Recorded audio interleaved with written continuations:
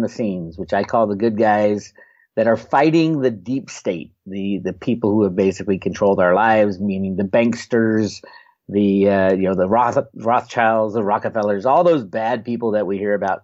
And there's a group within the United States that is fighting them from within the Federal Reserve Bank, from within the U.S. Treasury, from within parts of Congress.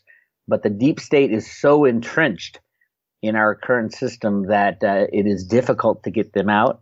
But as we can see, there's a lot of things happening that have been going on behind the scenes for a long time. The takedown of the bankers and the monetary system and the criminality within that. It really started with Bernie Madoff. That really came to light as people said, oh my God, maybe there is a way to take down the deep state, the criminals that control everything we do, because all we have to do is expose these people to the light of day. And now we have all the pedophilia coming out in L.A. That'll soon move to Washington, D.C. These are gigantic things that everybody knew who did a little bit of studying that it was going on, that we were under the control of a deep state / banking cabal. But nobody knew, it wasn't talked about in the media. No one was ever getting arrested. And now we're seeing that. We're seeing the takedown of the child trafficking rings. Trump has arrested already over 4,000 people involved with child trafficking. I mean, where were the past presidents? If Trump gets in office and the first thing he does is put Jeff Sessions in charge is the attorney general, the very first question he was asked by Dianne Feinstein when he was getting approved was, what are you going to do about the largest problem in the United States right now, which is child trafficking? And everybody kind of shook their head and said, what? What are you talking about? This hasn't been in the news at all. And all of a sudden, 4,000 people get arrested. So it was definitely being covered up, and everything's kind of breaking down now. And a lot of people are saying, hey, maybe there is a battle behind the scenes. Maybe there are good guys that are taking down these deep state criminals. And I think through my work with the Road to Ruta and all the documents that came out of the Fed Boston, it was clear on the banking side that there was a battle going on.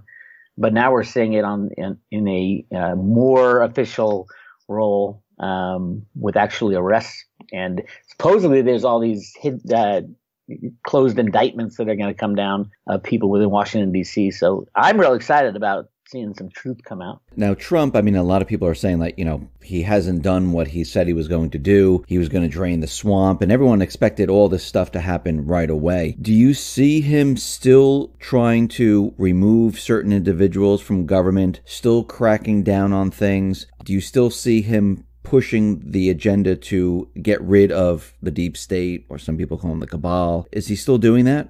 Absolutely. But remember, he's not the power behind this. Trump was placed as the president of the United States to be a bull in a china shop. They tried to get Ron Paul in there, and Ron just got too old. If he was in his 40s, back when he was a strong debater and had, it was tough as nails, he could have been placed as president and done what Trump's doing. Trump is allowing the good guys within the government to take down the bad guys within the government. And yes, he's the front man for that. He's absolutely still doing it. And no, if Trump came in and pulled the plug on the whole game, we would have had a destruction of the monetary system, a destruction of our infrastructure, a destruction of confidence in government. We really, really would have been in a situation that could easily deteriorate into a Mad Max world. So there's a transition going on from the old system to the new system. And the new system is going to be built around trust and not the banking cabal. And that trust comes in the form of the cryptocurrencies. And that is part of what's going on, is they're giving the cryptocurrency economy time to really catch hold, so that there is somewhere to go besides turning to the banksters and bailing out the banksters again. We do have right now a transition that's going on from the old system into a new system. And it's happening extremely quickly. And it's not just in the price appreciation of the cryptos. It's in these businesses that are being built that are going to inject trust and honesty into a pretty much 100% corrupt system.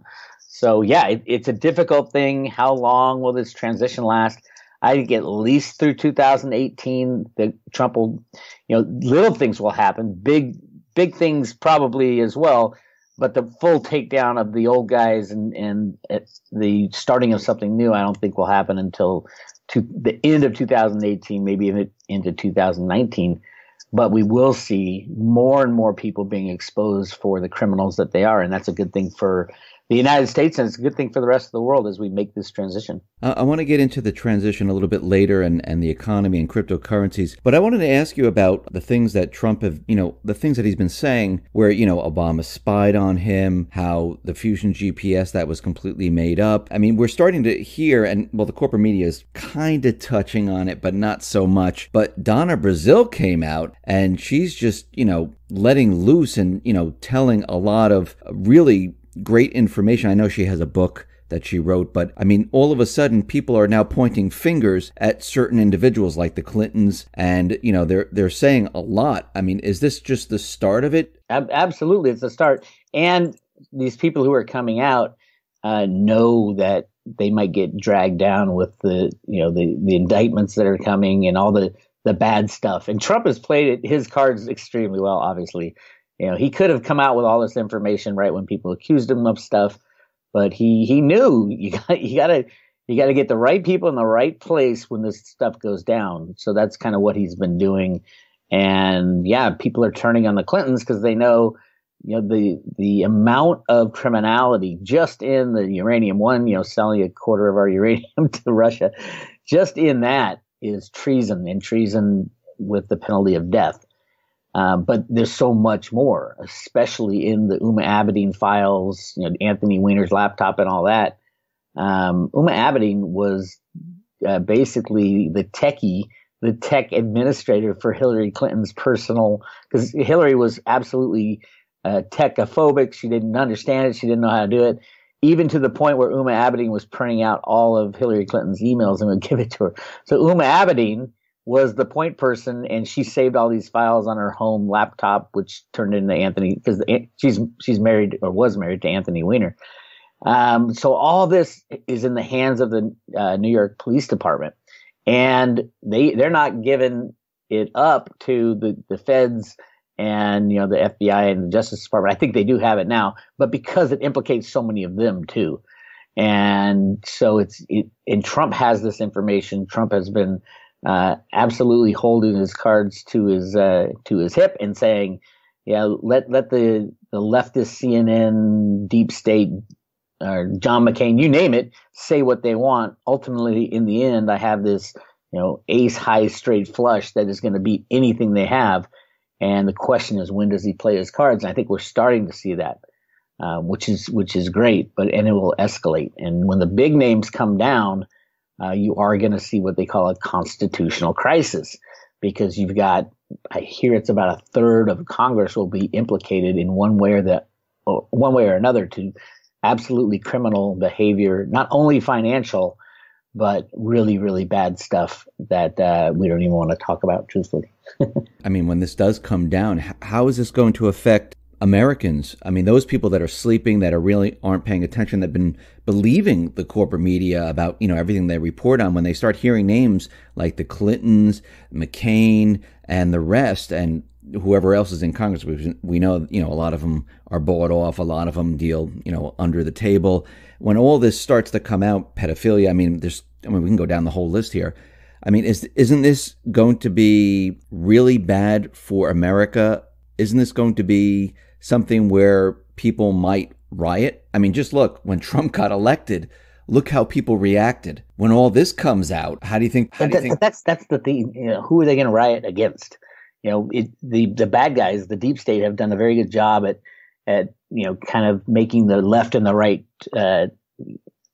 enemies, confront each other. Now we've got a situation where we've got the left leaders and the right leaders being exposed to the world as these just mega criminals. So, the people won't be rioting against each other. The police will be on the side of the people as well. I mean, the crimes that were committed are so horrific that I think ultimately it will unite the country.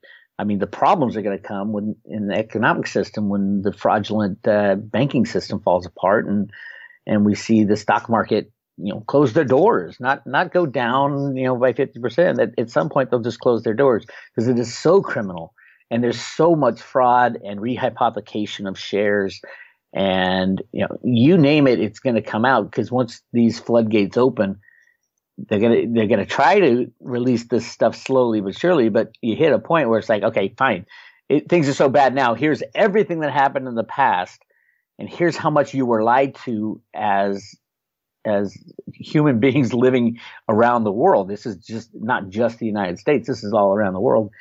And what are we going to do? Every country will have to say, what are we going to do to fix this? Luckily, the United States has a constitution. We have a Bill of Rights. We have these founding father documents that we can at least turn to. Yes, we may have to update some of them, but at least it's something. Whereas many other countries don't have anything, and the military will probably take over, and then you've got a dictator and you got other problems. So yes, it is a gigantic issue. Had Trump dumped all this stuff, the day he got elected, the United States would have just imploded and the world would have imploded. So he's trying to foment this transition. So we'll see how well it goes. But clearly, some of the bigger information is starting to leak out. And I do expect before the end of the year, some of the big deep state people will be exposed, which is really, really good for humanity. We have to live in a world that is full of trust, and you're not going to be able to trust people. That's a given. Your leaders, you're not going to be able to trust them. Nobody's going to trust anybody, and trust is the number one key for keeping an unbacked fiat system going. And once that trust is gone, you're in a world of hurt. Now, you mentioned the transition, and if we look out into the Middle East, we see that, there's huge problems in Syria where the cabal, where they were trying to get into Syria, remove Assad, that's not going as planned. We also see Saudi Arabia right now where they rounded up many individuals, closed bank accounts, and something is definitely happening in this area. What do you think is happening with Saudi Arabia? Because they're the center of the petrodollar. Exactly. And people need to understand what the petrodollar is. It's not money earned from selling oil. It was a planned event. Henry Kissinger went to Saudi Arabia in the early 1970s, along with Federal Reserve, certain members of the Federal Reserve, to say, okay, here's the situation. We're going to go off a gold standard, but what you're going to do, and we're going to make you rich by doing this, you're going to make sure that OPEC, we're going to create OPEC, and we're going to make sure that oil is only sold in U.S. dollars. And what that did was create an artificial demand for U.S. dollars, because oil is the largest commodity bought and sold in the world. So every country in the world had to hold in reserves U.S. dollars if they wanted to buy oil. And that's what it's all about. And when any country tried to go against that, the U.S. would go in there. If you read John Perkins's book, The Confessions of an Economic Hitman, the U.S. would just go in and either try to subvert the country or take it over or go to war.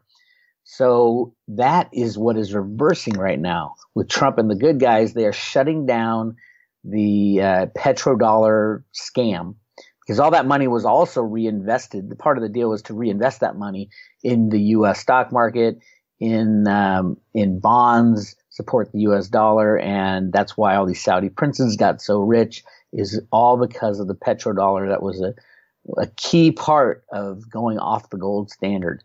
With that reversing, with China and Russia and different countries saying they're going to trade oil in things other than U.S. dollars, then all of a sudden that artificial demand for U.S. dollars is gone. No one will have to keep U.S. dollars in their coffers as reserves, and it reverses what went on before. And that is a gigantic thing.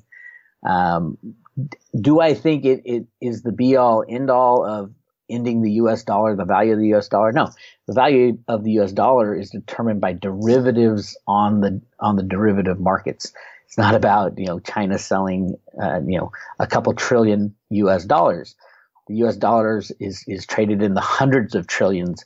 And just listen to Jamie Dimon say every single day, $2 to $5 trillion goes out of his money offices in Florida, his secret money vaults in Florida. Those numbers are just staggering, but that's what it took to maintain the faith and trust in the old system. And that's what's coming down with, and it can be seen by the arrests of like Bandar Bush, the Saudi prince that literally was involved in 9/11 and is a Bush family member. They used to call him Bandar Bush because he was hung out with the Bushes for so long. So yeah, it's all coming apart now, and it's a good sign that these Saudi princes are going down. But absolutely expect chaos in the months and years to come. Since we have the petrodollar coming down, I'm not saying it's going to happen tomorrow, but we also have China pushing the petro yuan, and we also have the crypto market. Are the central bankers, are they going with China with the petro yuan, or maybe even the petro ruble, because I hear that now? Or are the central bankers, are they trying to steer us away from cryptocurrency into a new fiat currency system? They would love to, but it's not going to work, because once the U.S. controls all this through the derivatives and through the computer programs run out of the basement of the U.S. Treasury. In the basement of the U.S. Treasury, they have a trading floor, also out of the Federal Reserve Bank of New York. They control prices on everything. So if it's not in the U.S. best interest, like a petro-backed yuan, I mean, just the concept of anything backing an unbacked fiat monetary system after the system crashes is ridiculous, because the trust is gone. When the system crashes, the U.S. dollar crashes, there's nothing stopping Steve Mnuchin, who is the U.S. Treasury Secretary now, but he used to be the head of IT for Goldman Sachs, for clicking on his computer and destroying Russia, destroying China. A click of a mouse, and they could dump all kinds of derivatives on the market, destroy any unbacked fiat financial instrument they want. They can destroy China tomorrow. They can destroy Russia. But truthfully, Trump, China, and Russia are teaming up together to take out the deep state. That's what's really going on.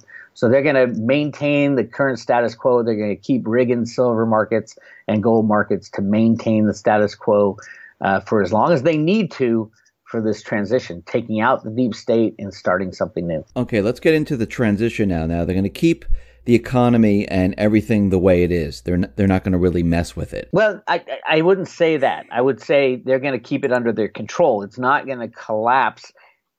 Nothing is freely traded anymore. So they can, if the government officials start getting arrested and things like that, they'll probably bring the stock market down about 30% and then have it hover there, and then start growing and things like that. They can control it all with computers and derivatives. I've proven it a million times. I've proven where the original programs came from. So they can do that. It's very easy. People look at the stock market and the price of gold and the price of silver and think, oh boy, the gold and silver bugs are going to win this battle. No, it is a computer program. All Steve Mnuchin has to do is click a mouse to dump $10 billion worth of gold contracts on the market, or $10 trillion or $10 quadrillion. It truly is unlimited for the amount of electronic derivatives that can be dumped, because it's all a game. And so the U.S. absolutely controls that game. At the end of the day, they can click a mouse and destroy it all. So there's going to be no backing of a yuan. There's going to be no SDR program put in by the bad guys. It is literally, the humanity has figured out a solution, and the solution is not to fix the old problems. The solution is to start a new system parallel with the old system and have the old system die, where the new system, based on trust, not trust in human beings, but trust in mathematics, that 2 + 2 will always equal 4. And that's kind of where we're going. And it's happening. And there's a lot of deniers still out there in the gold and silver community, but they've been saying the same thing for 4 or 5 years, and clearly there is a winner now, and the winner is not holding on to the past. The winner is going to be moving into the future. Now, you're talking about transitioning into cryptocurrency. I mean, in the beginning, we had Jamie Dimon out there saying, Bitcoin is in a bubble, it's fraud, whatever. Then we had Christine Lagarde come out and say, yeah, Bitcoin, not so bad. I think this Bitcoin will have a place someplace in the world. And then we had two different messages, and of course, then Jamie Dimon came out and he wouldn't comment anymore on the crypto market, even though J.P. Morgan, they were all trading in cryptocurrency, which is they're a huge player in the ICO market, the startups, blockchain startups. They're a huge player. So all of his, he has over 100 employees solely dedicated on cryptocurrencies. So, I mean, what was it meant to do? It was meant to slow down the rise in Bitcoin. And that'll happen every once in a while. You'll have some big name come out and say, oh, yeah, this is a Ponzi scheme, and scares away a couple people. But that's it. We've heard it so many times from so many of the cabal and the bankster regulations. China says, we're going to shut down all markets, all exchanges. Well, all they did was shut down the criminal exchanges that were trading rehypothecated Bitcoin. I mean, you look at the volumes in those exchanges that China shut down, it was huge. China is absolutely on board for a crypto world. And the idea of shutting down their markets, their exchanges, was just to clean up the exchanges. Every country around the world is ready to pass laws to protect Bitcoin, because they know that if they do the opposite, all that infrastructure, all that new energy and technology and money is going to go flowing into the countries that are pro-Bitcoin. And that's why the United States hasn't banned Bitcoin. And they know exactly what's going to happen. And all the laws passed from here on out are going to be absolutely protecting Bitcoin and the cryptocurrencies from hackers, from scammers. And there's so many scams going on. It's the wild, wild west right now. So you're going to see these penalties for trying to hack a Bitcoin wallet be implemented to say, you get 50 years to life if you try to hack a Bitcoin wallet. Things like that seem outrageous right now. But when the people are on their knees and they don't have a currency to deal with, and they're looking for something new, they need something they trust. They can trust in math, but they can't trust in the companies and the people behind the scenes that are owning exchanges that rehypothecate Bitcoin and running scams like BitConnect, where it's a complete Ponzi scheme, but there's no regulation, so there's no one to stop it. And there's just so many people are going to get hurt by that type of stuff. The new laws are going to be absolutely brutal to anybody trying to stop the cryptocurrency economy that's being built. So what are I'm going to play the other side here. What do the central banks do? Because if the crypto market grows and they're not controlling it, this is something they don't like, because they create their currency. I mean, it's not their product. That's the question. Is the real question is, do you believe that the thousands, tens of thousands of people that work in central banks and government treasuries are all evil, looking to destroy humanity? That's what I usually get from people. I've shown through the Bank of Boston documents that it's the exact opposite. There are people within the central bank, a vast majority of people, who are looking for solutions to get out of the criminal system. They know that there are criminals within the central bank that have controlled things. They would rather destroy the central bank than have these people like Stanley Fischer take over the control of everything. And those are the deep state people. So the deep state has a big problem in that they've been found out, and now they can't pull off all their things they used to pull off no problem, rigging markets and things like that. Now it has to be done under the eye of people within these institutions that are saying, hey, humanity, we need to save humanity from these central bankers, and we can fall on the sword. The Federal Reserve Bank of Boston was very clear about that. And that's saying that, we might not survive this. The Federal Reserve Bank might not survive this, but we have to change the way this system is going. I don't think that the majority of people within the Federal Reserve System and the treasuries around the world have the worst desires for humanity. And it goes very much against what my GATA friend said back then when I was writing for GATA. But it's obvious if you read the Road to Ruta documents, that's exactly what they're saying. And because the light is being shown on the Federal Reserve and the criminality of the deep state, it's very hard for any of these dark forces that are at the parts of the top of these institutions to get away with anything anymore. And that's a great thing for humanity. There are people, absolutely the vast majority of people within the Fed and within the U.S. Treasury want what's best for humanity, not the central bank control to continue. So if we, and as you're saying, we're transitioning into this new monetary system, and as we make this transition, do we need this central banking system anymore? No, no, we don't. It will. Well, what the Fed, the documents that I analyzed said most likely what will happen is the Fed will get absorbed into the U.S. Treasury and we'll go back to a constitutional form of money. And that was the idea, using gold and silver all the way up until, but the problem was the transition out of the old system to a gold and silver standard, because backing won't work. Once the derivative bubble goes off, no one's going to trust anybody. And so backing won't work unless it is redeemable. And if it's redeemable, because nobody trusts our government, everybody's going to run in and redeem their gold. So that once the trust is gone, it's over. And that's where the cryptos came in 2009. They'd been, the Federal Reserve Bank and Alan Greenspan and the CIA and the NSA had been working on this for decades, long before the Satoshi white paper came out. And that's been shown in a couple of papers that the blockchain type technology, cryptocurrencies have been in the works for a very long time. And you notice the Satoshi white paper came out exactly after the crashing in 2008, the attempted takedown of the bad guys in 2008. And then everything kind of went right to cryptocurrencies. It wasn't really thought that it would work until about 2015. And in 2015 is when the cryptocurrencies and the tokens related to companies really kicked in.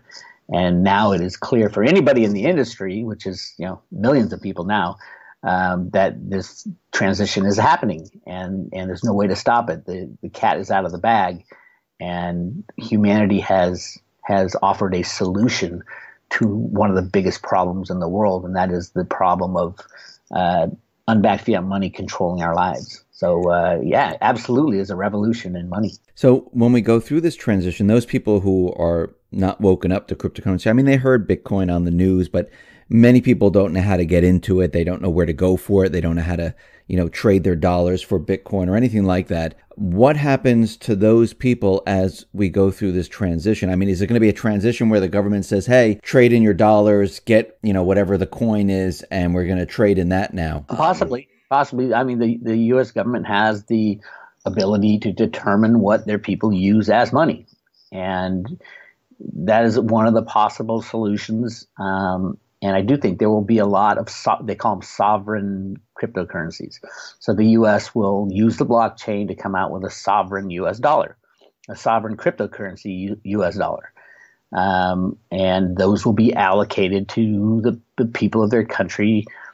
That's the big question, is allocation, because they had all this gold stored up, and the big problem was allocation. Alan Greenspan had thought the best way to do it was to do it according to Social Security balances, so that when you reallocate money after the system crashes, the derivative bubble goes off and destroys every bank, then you reallocate money according to Social Security balances, because people who had bought in the longest would get the most, and it was kind of fair. But you can do the same thing with cryptocurrencies. And I don't think the U.S. will actually have a sovereign cryptocurrency. I think that within the United States Federal Reserve and the NSA, CIA people, I think they control the 1 million Bitcoin that Satoshi Nakamoto has. So if that is the wallet for the United States to use as currency after the old system crashes, we'll be pretty well off. So yeah, but that's just a theory. I don't have any proof of that. I do have proof that Alan Greenspan was the world's greatest computer programmer in the 1960s, and nobody knew about it, and was rigging markets ever since. But he comes out every day and says, the Bitcoin's bad. No, it's fiat money and all that. But his job was to lie. Ever since he got put in charge of the Council of Economic Advisors back in the early 70s, his job was to lie about what was really going on. So he's very old now and dying off, but absolutely he was instrumental in rigging the markets with computers and derivatives all throughout his life. So obviously the Federal Reserve is interested in computers and computer money, and he was knee deep in it, I think, back in the 80s and 90s. So then what happens to the financial institutions like JP Morgan Chase, Goldman Sachs, and the banking systems, Bank of America, Citibank, and all the others? Do we need any of these institutions? No. We haven't needed them for a long time. That debt system, it can't survive a derivative collapse. And that's what Alan Greenspan did in the late 90s is he took away all regulations on derivatives so that the banks would blow each other up. He gave them enough rope to hang themselves, and now we have $100 quadrillion worth of derivatives that control our markets. So no, JP Morgan will go down. All the banking systems will go down, and the unbacked fiat money will go down. Question is, how long will it take? And that's where the manipulation comes in. How long will they manipulate? Yeah, I don't know. Truthfully, they're trying to get the crypto economy in place. 2018 is a huge year for all these crypto ICOs that had real products that are coming to market. It's going to be really exciting. And then, if you listen to Cliff High, it's going to be quite a few years of the old system dying and the new system growing. So, place your bet now.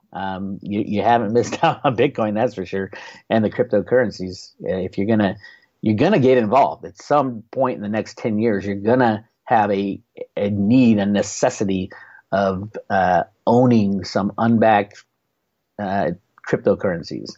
And these are backed by mathematics. And I know it's a hard leap for the gold and silver bugs.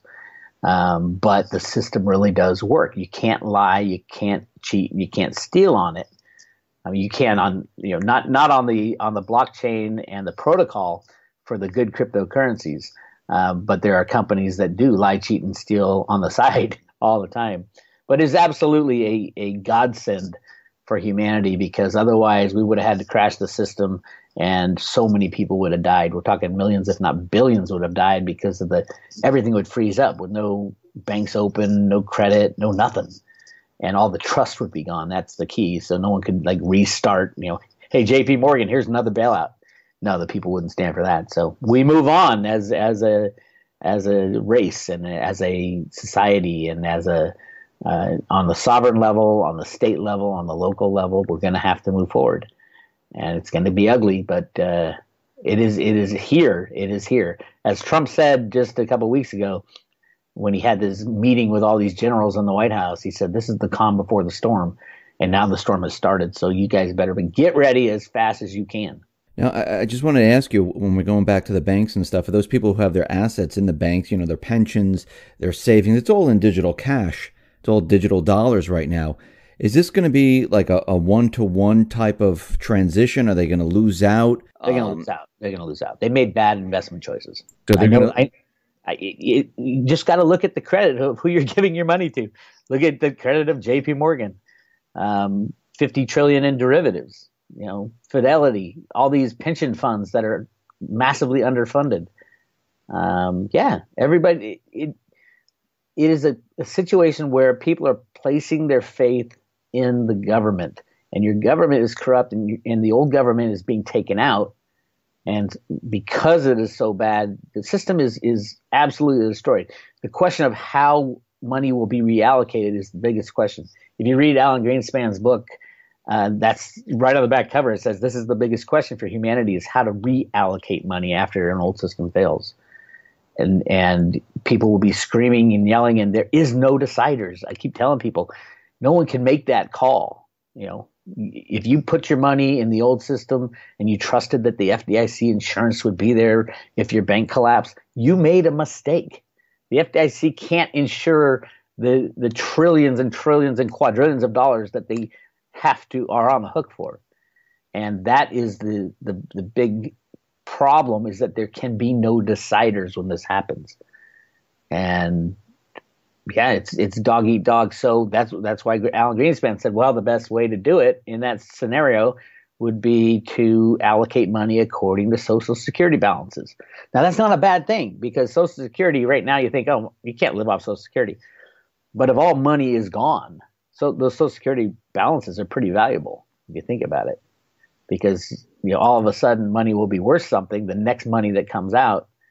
And it is a problem for everybody who bought into the system. But again, you got to be a smart investor. Know what you're investing in, and don't expect the nanny state to come help you when the nanny state is literally getting destroyed because it's fraudulent. Now, what about those people that have, traded their dollars in and have silver, have gold, but they have physical. What do you think about those people? Are they going to be able to trade that in?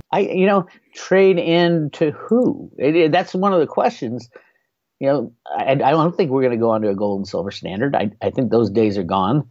I think silver will be massively needed in this new high-tech world where we're living in, we're approaching, and it's been suppressed in price for 150 years. So we're going to have to find out a new fair market value of silver, but it won't be based in unbacked fiat money. It'll be based in whatever the new currency is. And gold, I love the gold bugs, but time and things have changed. There will be years that banks and gold bugs value gold as the base money and in the intrinsic value that they place on it. No, gold does not have intrinsic value. Nothing has intrinsic value. Gold has value, historical value. Yeah, it was used as money in the past before electronic blips turned into money. But the future is not, we're not going to be flying around in spaceships handing out gold ounces to people, say, here's your money. It's all going to be electronic, and it's all got to be trustworthy. That's why the blockchain technology and inventions are so important. And there's so much gold out there. It's ridiculous. But, that's the battle I've had with GATA all along. When I left GATA, I didn't really leave them. I love what they're doing. They're fighting for the freely traded metals, but unfortunately, time and circumstances have changed that story so that now the U.S. doesn't need gold anymore. We've got something else. We've got a cryptocurrency, and some people might turn to gold. If they can't figure out how to use a cryptocurrency, they don't have any cell phones in some country, they might go to gold. But in a high-tech world, gold is kind of obsolete. Silver will be in high demand, though. So hang on to your silver, I would assume. And obviously the cryptocurrencies are changing the world. So you're going to have to, at some point, you're going to get it. And probably you'll be allocated an amount of Bitcoin through the U.S. government if they truly have these 1 million Bitcoin Satoshi coins in these wallets. Everybody knows where those wallets are because it's all on the blockchain. It's just that who has the private key to open that? I think it's the U.S. government, and they'll do some kind of allocation of cryptocurrencies to their citizens. And every other country, you got to fend for yourself and figure out what's the best thing for your country. But clearly, the worst thing for the country is for the old system to continue functioning. And how much longer do you think the old system's going to continue on? To what? I'd say it's crashing now. It's in the process of crashing ever since 2008, and it's a slow crash, and the transition is moving more and more towards cryptocurrencies. Huge industries being built. You go to these crypto conferences, and there's young people and old people and banks and angel investors, and it is a monster. I would say it's getting to that point where it's going to be bigger than the early 1990s internet. Remember the internet, the World Wide Web came out in 1990, and 10 years later you had a bubble. We're in like 1991 right now with the blockchain and the cryptocurrencies. Not even close to any kind of bubble. We've got huge companies that are going to displace the old companies, and it's really exciting. So if you haven't made the shift yet, if you haven't done the homework to figure out how to open a wallet, what is a wallet, you're going to do it at some point. By hook or by crook, you're going to end up, participating in the new system, because the old system, when it does crash fully, it'll be obvious to humanity that the cryptocurrencies are a better system. And it won't be obvious that, you're going to have to lug around gold that nobody has but central banks. That's the other thing. It's all the rich people have the gold, and, the vast 7 billion people don't have any. So unless they're going to give everybody, equally share their gold and figure out how to do that, gold will not be used as a form of money in the future. Bix, thank you very much for being on the X22 Report Spotlight. Once again, how can people see your work? Go to roadtoruta.com or the Road to Ruta YouTube channel, where I post something almost every day these days. Fantastic. Bix, once again, thank you very much. I appreciate it. Thanks, Dave.